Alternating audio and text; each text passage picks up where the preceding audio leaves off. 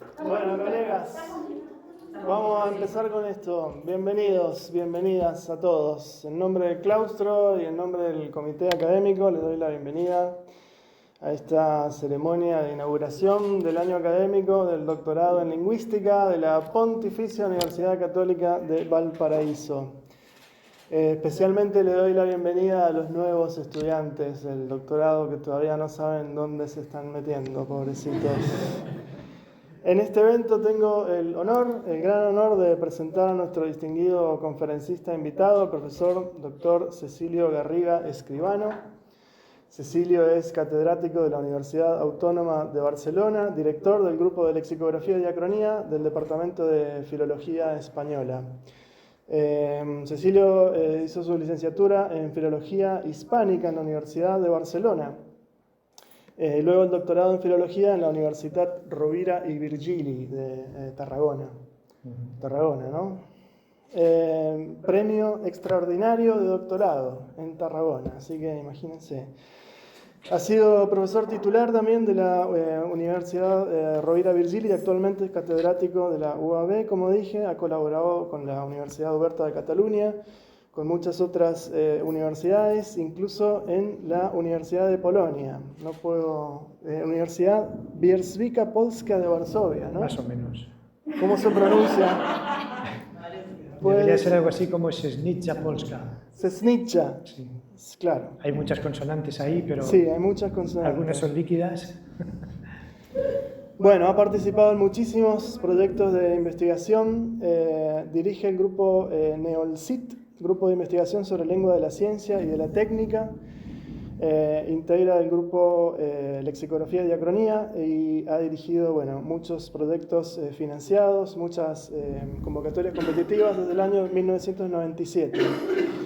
Actualmente coordinador de la red temática Lengua y Ciencia, que reúne a 30 grupos de investigación en historia de la lengua, de la ciencia, tanto españoles como europeos. Ha sido director del doctorado en Filología Hispánica, ha sido director del Departamento de Lingüística también y del máster en Lengua Española y Literatura Hispánica. Estudia lexicografía, historia de la ciencia, lenguajes de especialidad, morfología, enseñanza de la lengua. Y hoy nos va a presentar la charla titulada, o la conferencia titulada Los diccionarios entre la tradición y la inteligencia artificial. Después subiremos al séptimo piso, a la terraza, a beber con moderación, que todavía tenemos que continuar la jornada laboral después de eso, ¿vale? Los dejo entonces. Muchas gracias. ¿Ese micrófono? Sí, está bien. Bueno, muchas gracias, profesor Nazar. El honor es mío, desde luego, por estar aquí en Valparaíso, en la Pontificia Universidad Católica. Y además es un doble honor por poder hablar delante de los estudiantes, los nuevos estudiantes de doctorado y de colegas tan respetados. Y siento también una enorme responsabilidad porque hablar de un tema como este, hablar de máquinas, de inteligencia artificial en un centro donde está el TECLIN, el Grupo de Tecnología Lingüística, donde se ha trabajado tanto en tecnologías del lenguaje y que es una referencia internacional, pues bueno, a mí me causa mucha impresión. Espero no decir ningún disparate. Y sí, por favor, sobre todo porque se está grabando.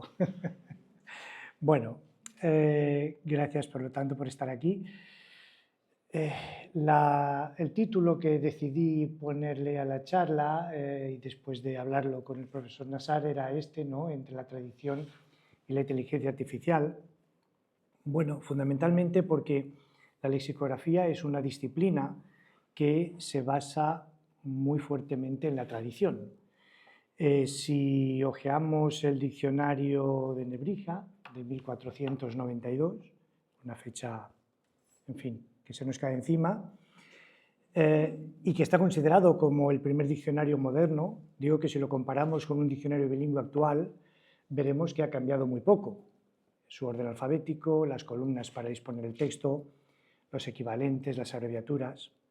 Y si comparamos el primer diccionario de la lengua castellana, el conocido como Diccionario de Autoridades, que elaboró la Academia a comienzos del siglo XVIII, con un diccionario monolingüe actual, también veremos que ha evolucionado muy poco. Aquí tenemos algunos ejemplos, su entrada, su definición, sus ejemplos, su etimología, sus acepciones. No hay una gran diferencia con lo que podemos encontrar en un diccionario en papel del siglo XXI, ¿no? Vemos, por ejemplo, la palabra veranar o veranear, tener o pasar el verano en alguna parte, formas del nombre verano, información morfológica, la etimología del latín estivare, su ejemplo en un texto clásico. O sea que la evolución ha sido muy lenta, hasta que irrumpió la revolución digital. La revolución digital impactó directamente sobre los diccionarios, que enseguida empezaron a adoptar el formato electrónico por su capacidad de almacenar datos, sobre todo. Ese era siempre uno de los problemas a los que se enfrentaba la lexicografía, ¿no? El espacio, la extensión de estos volúmenes. Y también por la agilidad en la consulta. Hasta este diccionario de 1726 lo podemos consultar desde hace tiempo por Internet. El nuevo salto ha sido la irrupción de la inteligencia artificial, que será nuestro punto de llegada, en forma de modelos de lenguaje generativos que parece que anuncian, lo veremos, la superación de los diccionarios como instrumento. O, se podría decir más, el final de la lexicografía. Y no exagero. Vean, si no, la sentencia del profesor de los profesores Gilles Riva y David Joffe en una charla en Tokio en febrero de 2023 que se titulaba así: The End of Lexicography, Welcome to the Machine. La pueden ver en YouTube, está íntegra, y sus tesis se publicaron unos meses después en una revista de prestigio. Y es verdad que estamos todos sobrecogidos por estar viviendo momentos de grandes cambios en la lexicografía actual, transformaciones que han venido a sacudir los cimientos de la disciplina y que amenazan su existencia misma. A mí me preocupa desde hace tiempo, en un congreso que se celebró en Alemania, en la ciudad de Leipzig, en septiembre de 2023, y que tenía como lema contradicciones, incoherencias y paradojas en la lengua española, presenté una ponencia que llevaba por título La lexicografía ha muerto, viva la lexicografía. Habrán oído esta frase que dice el rey ha muerto, viva el rey. Yo no la entendía cuando veía de niño películas del rey Arturo y estas cosas, ¿no? que nos mostraban. No entendía nunca por qué si el rey acababa de morir decían que viviera, ¿no? Pero bueno, está claro que la frase refleja la continuidad necesaria en un momento de crisis, ¿no? de transición monárquica, más allá de las personas que la representan. Ya les digo que yo no soy monárquico, ni esto tiene nada que ver con la presencia de la princesa Leonor, que ha estado por aquí estos días, porque no tuvo la delicadeza de decirme que venía y que íbamos a coincidir, pero bueno. Seguí pensando sobre esto y en mayo de 2024 fui invitado a dar la conferencia de clausura del Congreso de Lexicografía Hispánica que se celebró en Murcia y titulé mi intervención en ese caso con el fin de la lexicografía. Era para provocar en un congreso de lexicografía cerrar la reunión con una conferencia con este título. En este caso replicaba otra frase célebre, que no sé si les sonará, tuvo mucho éxito a comienzos de los años 90, el fin de la historia. Esa tesis de un autor norteamericano, Francis Fukuyama, se publicó en 1989 en un artículo así titulado y luego la desarrolló en un libro que tuvo mucho éxito, El fin de la historia y el último hombre. Se publicó en 1992. En contra de lo que puede parecer, las tesis de este autor no era que el mundo se acababa, sino que, simplificando mucho, el colapso de los regímenes comunistas, había caído hacía poco tiempo el muro de Berlín, iba a llevar al fin de las guerras, de las revoluciones, porque este era el mejor de los mundos posibles. La ideología iba a ser sustituida por la economía. Por lo tanto, el fin de la historia tenía que entenderse como el último estadio en la evolución de la sociedad. Visto desde hoy, pues Fukuyama no era un visionario. Sus tesis, entre ingenuas e interesadas, tenían la intención de defender un modelo de pensamiento único que casualmente coincidía con el modelo norteamericano conservador. Pero bueno, tampoco quiero seguir por estos derroteros, porque yo he venido a hablar de lexicografía, pero bueno, en todo caso, el fin de ha tenido fortuna y se ha aplicado, como digo, también a esta disciplina. Así que parece que la lexicografía va a desaparecer por la llegada de los chatbots. Por cierto, la palabra chatbot no está en el diccionario. Los robots de chats, ¿no? Chat sí que está, pero aunque no está en el diccionario, la Fundeu lo recoge desde 2019. Dice chatbot, neologismo válido. Me hace gracia uno de los ejemplos que aparecen aquí en este artículo y que quería compartir. Dice, en 2021 hablaremos más con chatbots que con nuestras propias parejas. Bueno, cuando queremos hablar con una telefónica o con una distribuidora de gas o de electricidad, solo hablamos con chatbots, pero bueno, de momento no se ha cumplido aún la profecía. Volviendo al tema de la charla, voy a intentar 3 cosas. Hacer un poco de memoria de lo que ha pasado en los últimos años de la disciplina, para entroncar con esa tradición que marca la lexicografía, reflexionar sobre la relación entre el mundo digital y los diccionarios y asomarme al futuro de la lexicografía, creo que con optimismo. Empecemos por la memoria. El mundo va muy deprisa y creo que vale la pena pararse un poco a pensar en cómo cambian las cosas, porque nada ocurre de un día para otro. La conciencia de que la lexicografía está sumida en un momento de crisis en su primera acepción, cambio profundo y de consecuencias importantes en un proceso o una situación o en la manera en que estos son apreciados, ha sido prácticamente permanente. Si recordamos 3 títulos de trabajos fundacionales de la metalexicografía española, veremos que es así. El diccionario que deseamos, de Menéndez Pidal, una obra que se publicó en 1945 y que viene a decir que los diccionarios que había en ese momento ya estaban lejos de ser ideales. Ese fue otro título de este escrito, ¿no? El diccionario ideal. La introducción a la lexicografía moderna, de Julio Casares, o sea que ya había una lexicografía que se consideraba antigua, en 1950. O los problemas de lexicografía actual, de Julio Fernández Sevilla, es decir, que la lexicografía tenía problemas que había que resolver. Pero de un tiempo a esta parte parece que la crisis es consustancial a la irrupción de lo digital. No sé si más que irrupción habría que hablar de disrupción, un préstamo lingüístico que es muy del gusto de los pensadores de los mundos digitales y de los metaversos y de las realidades alternativas, ¿no? Disrupción, rotura o interrupción brusca. En 2016 se celebró en Santander el 7º Congreso Internacional de Lexicografía Hispánica y los resultados se publicaron en un volumen que llevaba por título El diccionario en la encrucijada, de la sintaxis y la cultura al desafío digital. Nos interesa especialmente lo de encrucijada y lo de digital, porque cuando hablamos de encrucijada no suele ser para nada bueno, pasa como con crisis, ¿no? Se dice que las crisis representan oportunidades, pero debe de ser siempre para los mismos, porque a los de a pie no nos interesan para nada las crisis. Y así ocurre con encrucijada. Es un lugar donde se cruzan 2 o más calles o caminos, una ocasión que se aprovecha para hacer daño a alguien o una situación difícil en la que no se sabe qué conducta seguir. Por lo tanto, una encrucijada supone desorientación, dudas ante los cambios, incertidumbre. Pero en el mundo actual, ¿qué disciplina no vive en una encrucijada? Decimos que la lexicografía, pero también la geografía está en una encrucijada. Las matemáticas están en una encrucijada. La química parece que está en una encrucijada. La historia de la ciencia está en una encrucijada.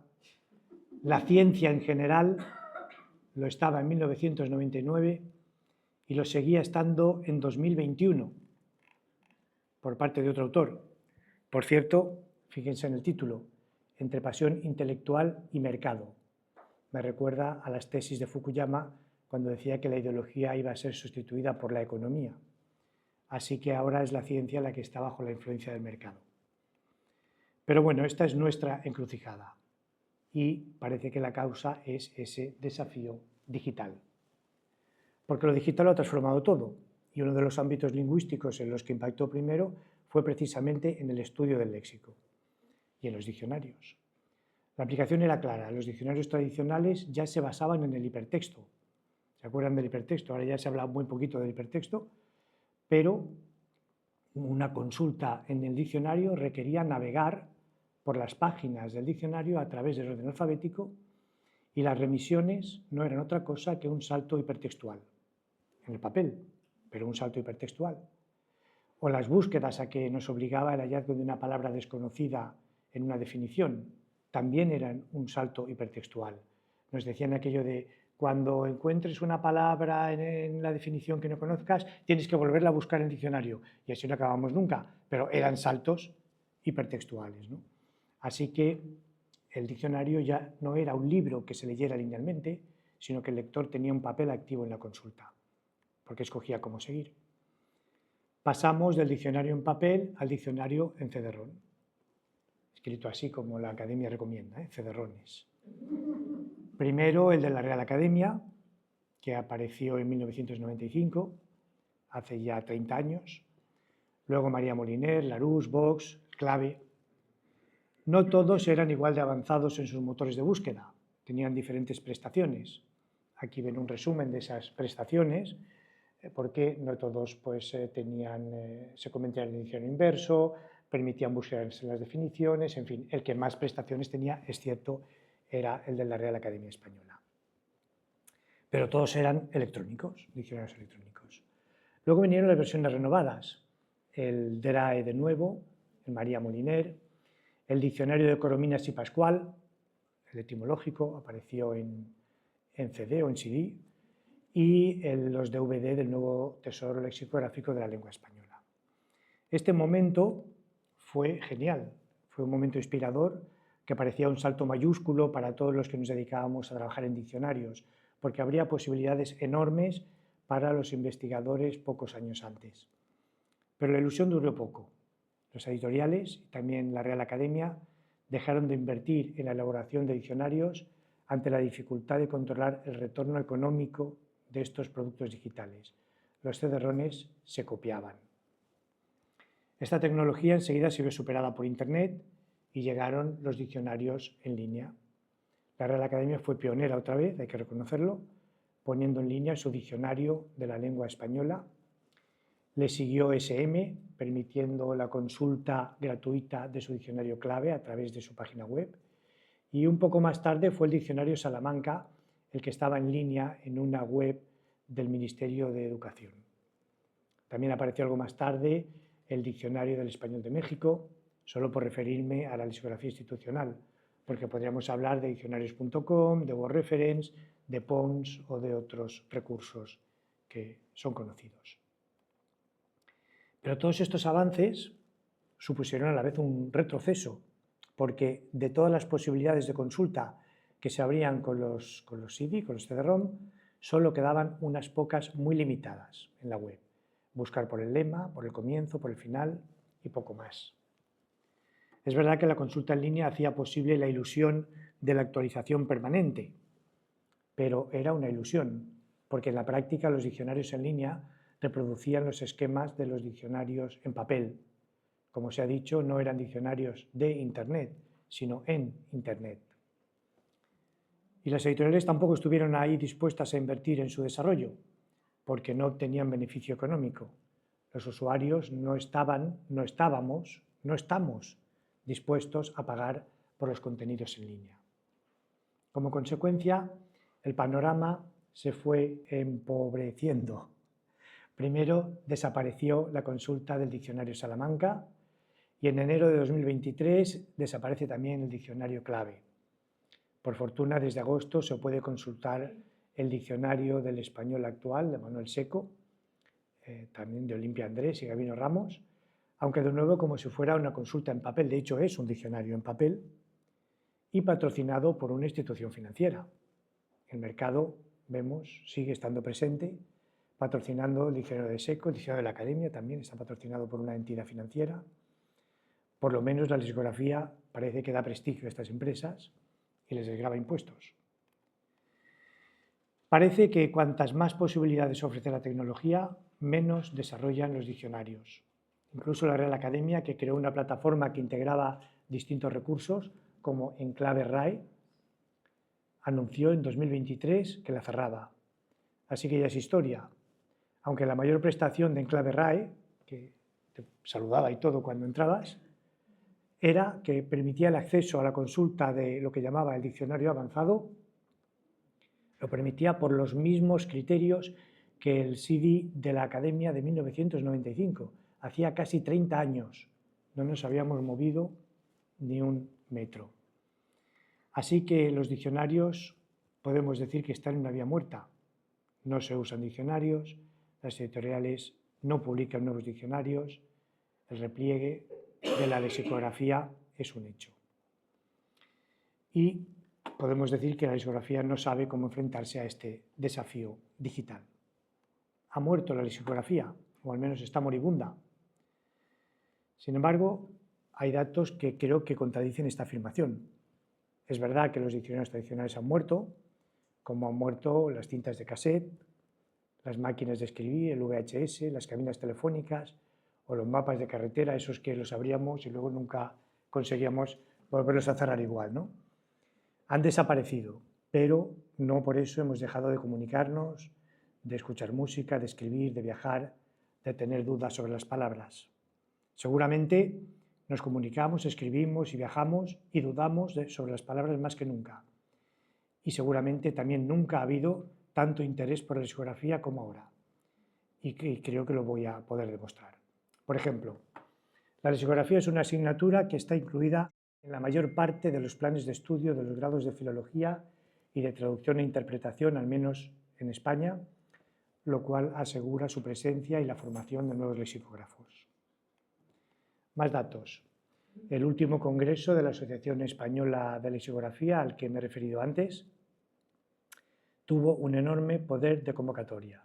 118 comunicaciones, 2 mesas redondas, 3 plenarias. Además, se organizan regularmente reuniones científicas sobre lexicografía en varios países latinoamericanos. La próxima, virtual, la segunda jornada latinoamericana de lexicografía, que se celebra los días 3 y 4 de julio próximos. Y prácticamente todos los congresos de las asociaciones de lingüistas tienen secciones de lexicografía con numerosa participación.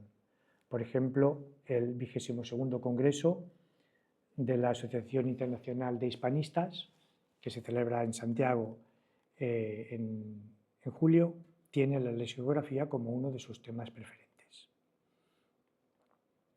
Otro ejemplo de la vitalidad de la lexicografía como disciplina son los grupos de investigación.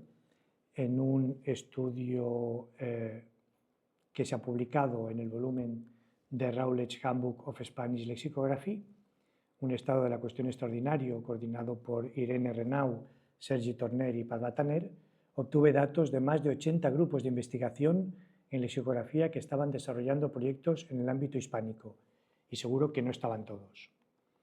Pero es que hay revistas especializadas en lexicografía, además de muchos artículos sobre lexicografía en revistas de lingüística, 3 másteres de lexicografía, redes temáticas, una asociación española de estudios lexicográficos con congresos multitudinarios y que acoge también muchos investigadores latinoamericanos, y un proyecto institucional para la elaboración de un diccionario histórico de la lengua española, nativo digital, que nos ilusiona a todos y que está encabezado por la Real Academia Española, pero también por la Asociación de Academias y diversos equipos de universidades españolas y latinoamericanas.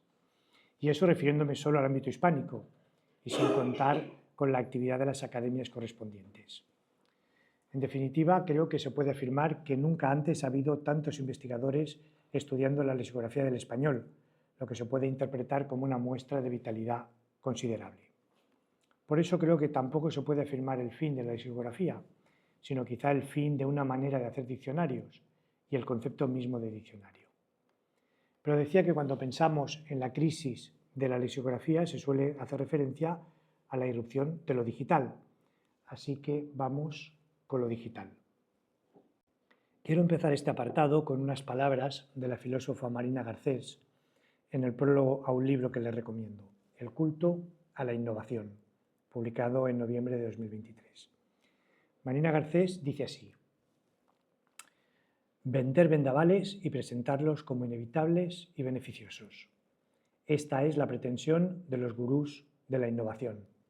Su objetivo es programar tormentas controlables, organizar el caos a partir de datos que puedan ser generados y procesados de forma ilimitada. De lo que se trata es de reproducir en bucle una realidad que parezca nueva a cada instante. No basta con vender humo, como se dice en el lenguaje corriente de quienes prometen beneficios inconsistentes para sus productos o proyectos. Se trata de programar escenarios de ruptura que por sí mismos no cambien nada. La disrupción permanente es el nuevo orden. Sí que parece que estamos instalados en esta tesis de los vendavales inevitables desde hace tiempo y que ha afectado a la lexicografía. Lo digital lo ha transformado todo, lo hemos dicho ya, ¿no? Especialmente en nuestro ámbito. Esa idea de la muerte de los diccionarios refleja esa transformación. Ya no buscamos una palabra en los diccionarios, sino que la palabra sale a nuestro encuentro, se le teclea, se clica sobre ella, se pronuncia y nos aparece. O a veces el diccionario está integrado en los dispositivos en los que escribimos y se diluye también la autoría de estos diccionarios, si podemos llamarle así a estos nuevos artefactos. Los autores quedan ocultos. Ya no veremos seguramente más diccionarios que tengan nombre propio, como ocurría con el Casares, María Moliner, el Seco, el Larousse, o los nombres también de las editoriales, son de todos conocidos. Recuerdo que en la asignatura de lexicografía explicamos, ¿no?, que cuando un diccionario no declara a los autores, las personas que han trabajado en ellos y que de alguna manera los avalan, es mala señal. Pues vamos hacia ahí, hacia el anonimato del lexicógrafo e incluso de su producto, que queda integrado en un procesador de texto, en una tableta, en un móvil, en un asistente de escritura. Pero vuelvo atrás, decía que ya no se busca una palabra en el diccionario, sino que sale a nuestro encuentro. De hecho, siempre ha sido así. Nos ha salido a nuestro encuentro en un discurso, en un texto, y la hemos buscado, ¿no? Ha habido una necesidad. Y esa necesidad ahora parece que ha desaparecido, ¿no? Los diccionarios no se venden. Concha Maldonado ha alertado sobre ello en varias ocasiones. En este artículo de 2018 se preguntaba: ¿hay futuro para la lexicografía comercial? Su respuesta es no en los modelos de negocio actuales y propone una salida en una alianza con los gigantes tecnológicos, dice ella, que lideran el mundo de la web, abanderada por editoriales, instituciones, la academia, el Instituto Cervantes, ministerios de ciencia, universidades. Pero estas grandes alianzas, que quedan muy bien sobre el papel, no suelen dar muy buenos resultados porque son difíciles de movilizar. Esta es también la dirección que defiende y que han puesto en práctica los artífices de lo que se ha dado en llamar la teoría funcional de la lexicografía, con Sven Tarp a la cabeza. Porque necesidades lexicográficas existen. En este volumen, recientemente publicado, Nomdedeu y Tarp afirman lo siguiente. Dice: la esencia de la lexicografía es detectar necesidades de información, generar datos que puedan ayudar a resolverlas y diseñar la mejor forma de presentarlos a los usuarios aplicando la tecnología disponible. Por ello hemos abordado este objetivo desde la consideración de los productos lexicográficos como, ante todo, herramientas de utilidad concebidas y producidas con el propósito de satisfacer tipos específicos de necesidades sociales de información. O sea que, socialmente, la lexicografía sigue siendo necesaria, lo que pasa es que el objeto diccionario se desdibuja. Se habla de diccionarios integrados, que son esos, ¿no?, que aparecen dentro, ¿no?, de los dispositivos y a través de los cuales podemos encontrar el significado de un texto simplemente pasando por encima de él, como vemos ahí, ¿no?, como una especie de glosa. La respuesta, la solución aparece en el mismo lugar donde se genera la necesidad.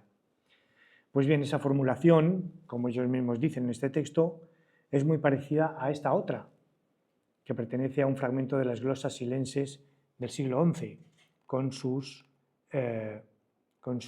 anotaciones marginales o interlineales.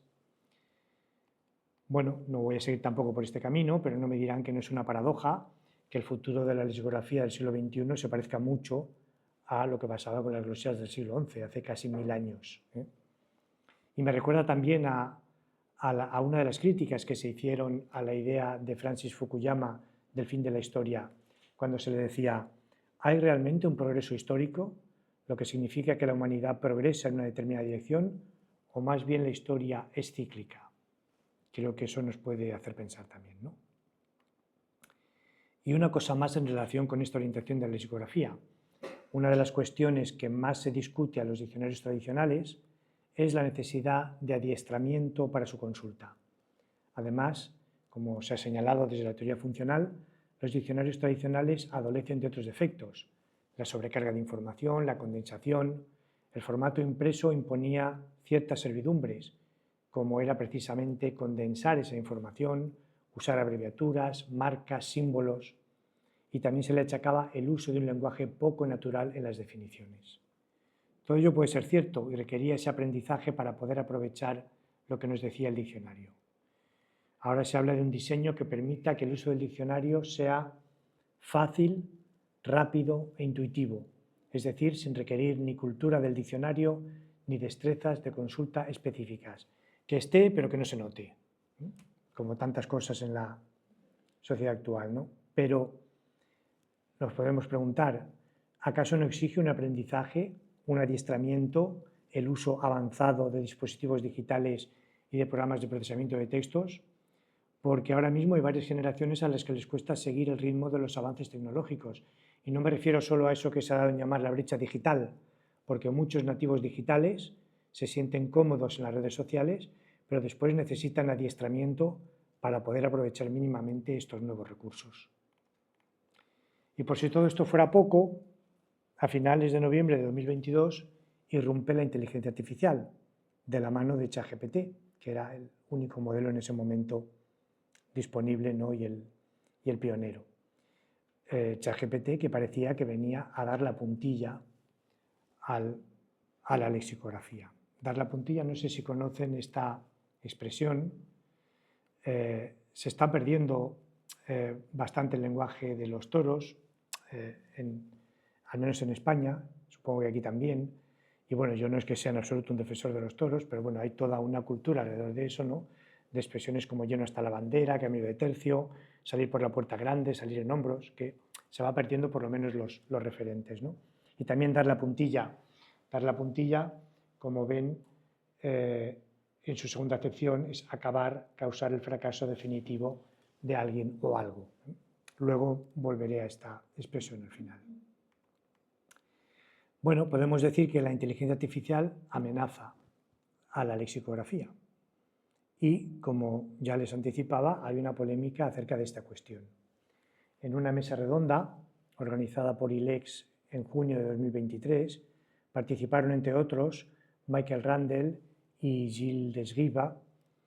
En esta reunión, Desguiba defendió su tesis del fin de la lexicografía, que ya he mencionado, cosa que Randel no comparte. Y Randel no es cualquiera. Fue el responsable de los diccionarios Longman y ha estado a la vanguardia de la aplicación de técnicas informáticas a la lexicografía. Aún es el director de Lexical Computing, que es la empresa responsable de Sketch Engine. En el Congreso de AsiaLex, celebrado unos meses después en Seúl, fue donde Randel abundó en su afirmación de que ChatGPT, que era el modelo disponible, no marcaba el fin de la lexicografía. Esguiba, en su artículo, que ya les he mencionado, mantiene su tesis y ahí hace 3 afirmaciones. Dice, creo que ChatGPT hace prescindibles los diccionarios, creo que ChatGPT hace prescindibles a los lexicógrafos y creo que ChatGPT hace redundantes o prescindibles las herramientas lexicográficas de postedición. Esguiba se basa en una serie de pruebas que le permiten afirmar que los chatbots ya pueden ser utilizados para compilar un diccionario por sí solos, o por lo menos para acelerar la compilación del diccionario al proporcionar material de borrador de calidad que los lexicógrafos humanos evalúan y mejoran. Pero va más allá y afirma que si todos estamos de acuerdo en que los diccionarios ya no se consultan, no tiene sentido comprobar si los chatbots nos pueden ayudar a componer diccionarios. Por otro lado, considera que ChatGPT hace prescindibles los diccionarios porque para el usuario, dice, es más natural conversar que consultar y que esa naturalidad da ventaja a los chatbots con los que conversamos. Seguro que lo han experimentado. El paso siguiente, dice, es suprimir la figura del lexicógrafo. Los usuarios no necesitan ningún mediador entre el chatbot y ellos mismos. Los chatbots ganan por la facilidad de consulta que suponen. En conclusión, dice Sriva, sugerimos aceptar que la inteligencia artificial ha madurado y usarla, en lugar de lamentarse de los peligros de la inteligencia artificial. Uno debería subirse al carro y usar la tecnología para liberar tiempo para que nosotros, los humanos, hagamos cosas más útiles. Y añade, es mejor dejar que la máquina haga la mayor parte del trabajo con intervención humana solo en la etapa de evaluación. En resumen, aumentar la tasa de producción y calidad de los productos lexicográficos con inteligencia artificial. La producción puede ser, la calidad no lo tengo tan claro. Randall, al que me he referido, por su parte somete a ChatGPT a una serie de pruebas y unas se resuelven de manera más satisfactoria que otras. Le plantea 3 preguntas. Dice, ¿pueden los chatbots responder con éxito a las consultas léxicas de los usuarios? Y responde afirmativamente, pero observa que los recursos existentes también pueden hacer esto, incluso, dice, superar a los chatbots en cuanto a simplicidad y confiabilidad. La segunda es, ¿pueden los chatbots generar buenos diccionarios con un mínimo de intervención humana? Y responde con un no rotundo.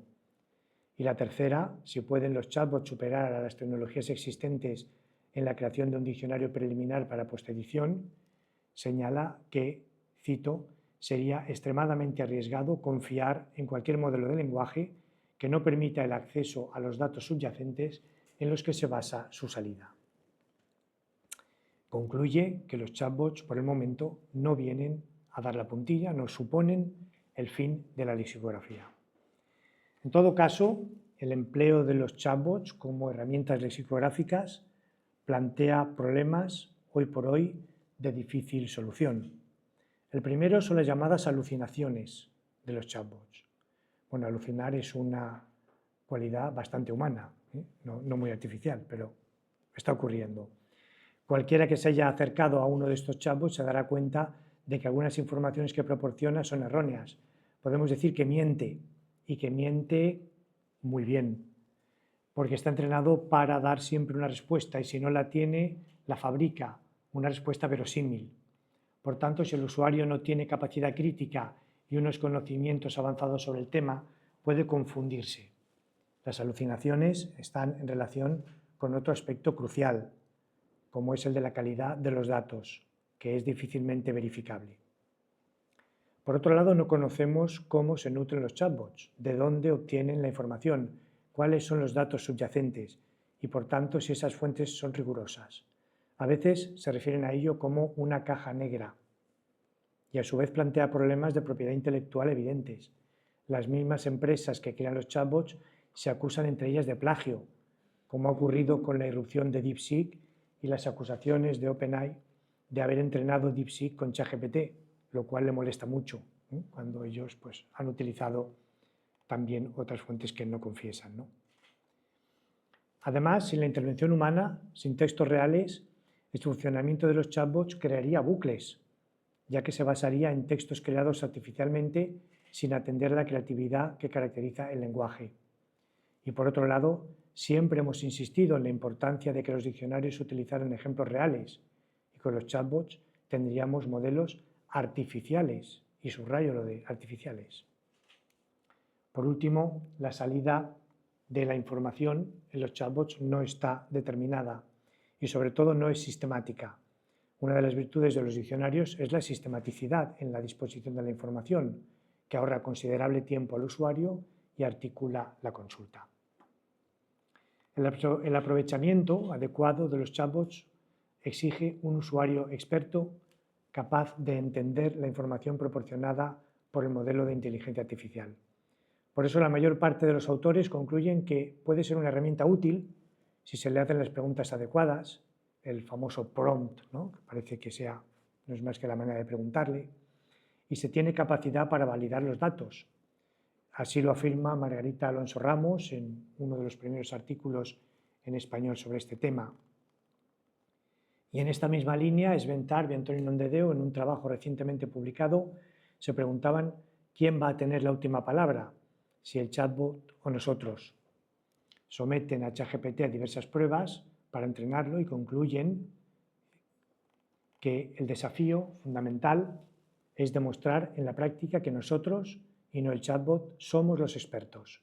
Al igual que cualquier otra tecnología desarrollada en la historia humana, los modelos de lenguaje de inteligencia artificial generativa no están aquí para reemplazarnos, sino para ayudarnos a producir más rápido y con mayor calidad para satisfacer nuestras crecientes y cada vez más diversas demandas para una vida mejor.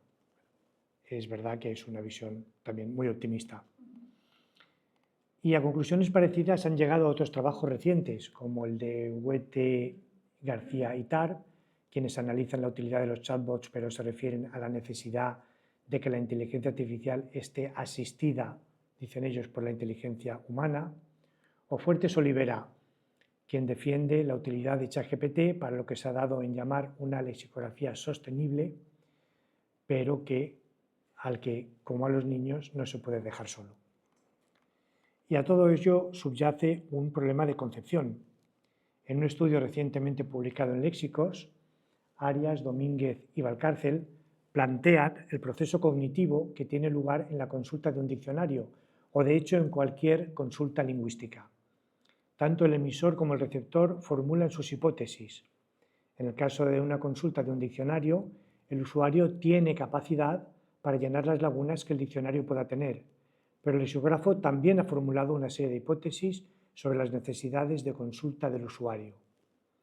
En el caso de la inteligencia artificial, los modelos de lenguaje no formulan hipótesis. Los llamados sistemas inteligentes procesan datos basados en algoritmos y ofrecen un resultado en función de estos datos. No son creativos en el sentido de los procesos cognitivos humanos. Lo confirmaba López de Mántaras, profesor del Instituto de Investigación sobre Inteligencia Artificial del Consejo Superior de Investigaciones Científicas de España, en una entrevista de hace unos días, el 4 de abril, y decía: la inteligencia artificial no tiene conciencia ni sabe lo que hace, no piensa. En definitiva, como apuntan Arias, Domínguez y Valcárcel, no se preocupen porque está en alemán, ya sé que aquí algunos saben alemán, pero nos lo traduce ChatGPT. Dice, en general, puede decirse que ChatGPT no puede sustituir actualmente la labor lexicográfica. ChatGPT no puede considerarse garante del patrimonio cultural y lingüístico. No se considera un referente cultural, social, normativo, lingüístico e incluso jurídico. Este estudio demuestra que hoy en día la lexicografía no puede ser sustituida por la inteligencia artificial, porque la inteligencia artificial no puede realizar una actividad lexicográfica completa. Este no es su objetivo. Ambas, lexicografía e inteligencia artificial, tienen agentes.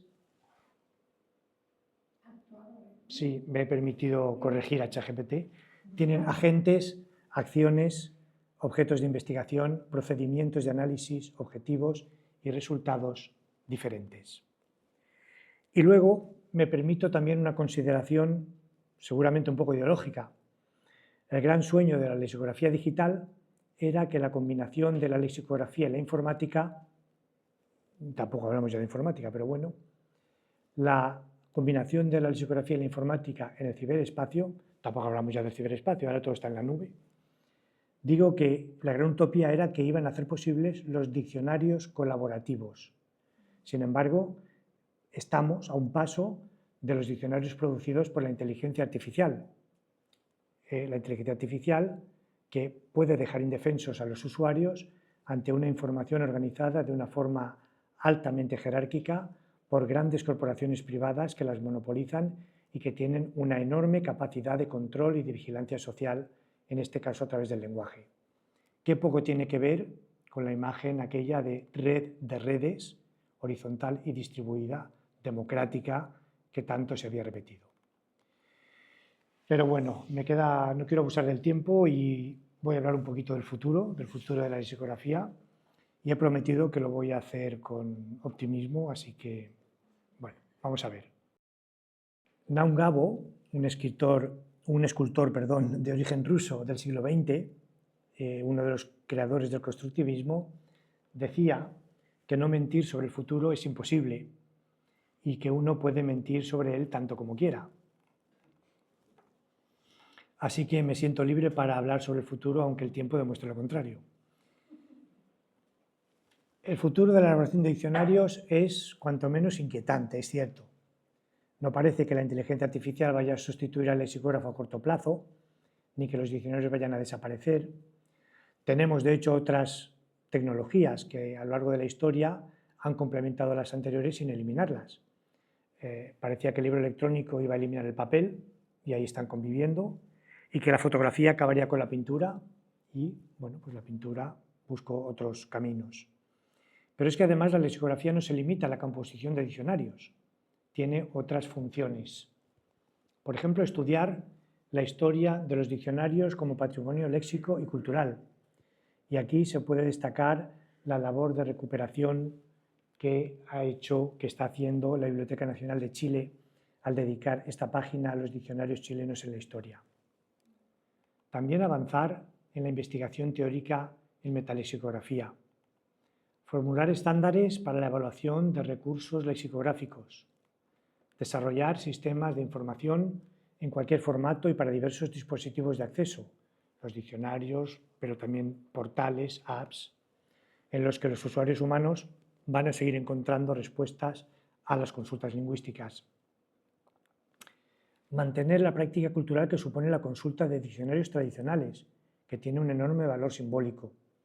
Y ligado a este valor simbólico, la diccionarización de las variedades de una lengua, pero también de las lenguas aún por normalizar, y pienso en las lenguas de los pueblos originarios de América. Conservar también el patrimonio de lenguas tristemente desaparecidas, y quiero poner como ejemplo este diccionario de la lengua Kunsa, que descubrí en la librería del desierto, en San Pedro de Atacama, y que da cuenta de un puñado de palabras de esta lengua ya desaparecida que hablaban los Licanantay, un pueblo originario de Atacama. Y, en fin, contribuir también al establecimiento de la autoridad normativa con una legitimidad que no tendrá nunca la inteligencia artificial. Seguro que me dejo otras, pero creo que son motivos suficientes para justificar la necesidad de la lexicografía más allá de los diccionarios. Y acabo, ahora sí, con un ejemplo sacado de nuestro querido ChatGPT. Antes he utilizado la expresión dar la puntilla. Imaginemos que no sabemos lo que significa dar la puntilla y se lo preguntamos a ChatGPT. Yo lo hice. Y ChatGPT me respondió de manera convincente. ¿Sabes lo que es dar la puntilla? Y me dice, sí, dar la puntilla es una expresión que se utiliza para referirse al acto de finalizar o rematar algo, generalmente de manera definitiva o concluyente. Se emplea especialmente en contextos en los que se completa una acción o se da un golpe final para resolver una situación de manera decisiva. Por ejemplo, en una discusión, dar la puntilla sería un comentario o aportar información que cierra el tema o argumento de manera contundente. Hasta ahí bien. Pero el lector curioso quiere saber más. Quiere saber de dónde viene la expresión y le pregunta a ChatGPT. Yo lo hice. ¿De dónde viene esta expresión? Y ChatGPT me dice, la expresión dar la puntilla tiene su origen en el ámbito de la carpintería y la construcción. La puntilla es un pequeño clavo con cabeza en forma de media esfera que se utiliza para fijar de manera temporal o definitiva diferentes materiales, como madera, tejidos, etc. Cuando se finaliza un trabajo de carpintería, es común utilizar la puntilla como último clavo para asegurar que todo está en su lugar y que la obra está terminada. Por analogía, la expresión dar la puntilla se ha extendido a otros contextos para denotar poner fin a algo de manera definitiva o decisiva. Yo creo que Mafalda expresa la sensación de desconcierto mejor que nadie. Dar la puntilla, ya lo hemos visto, es una expresión que viene del mundo de los toros. Esto es una puntilla y les ahorro imágenes más taurinas para no herir sensibilidades de lo que se hace con este instrumento. Puede ser que los programadores de los chatbots también sean antitaurinos, pero eso no los legitima para inventar lo que algún político, presidente del país más poderoso del mundo, llamó verdades alternativas para inventarse el significado de las palabras. Seguramente es solo una anécdota que no descalifica la importancia de estos chatbots, pero creo que puede servir para ilustrar las consecuencias que puede tener la fe ciega en la inteligencia artificial. Acabo. Creo haber demostrado que la lexicografía mantiene su vigencia y que sigue siendo útil y necesaria.